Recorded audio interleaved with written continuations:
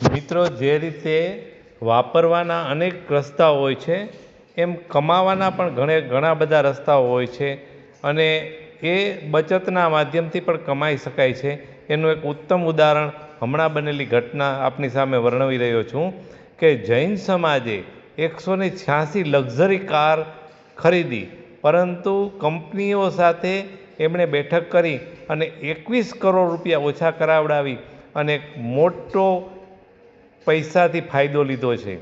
આવી જ રીતે ભરવાડ સમાજે પોતાના યુવાનોને રોજગારી આપવા માટે થઈ અને 121 જેસીબી મશીન એકસાથે ખરીદ્યા અને દરેક મશીનના 3,30,000 રૂપિયા લેખે કંપની પાસે ઓછા કરાવડાવી અને પોતાના સમાજને એક મોટો ફાયદો અપાવડાવ્યો છે.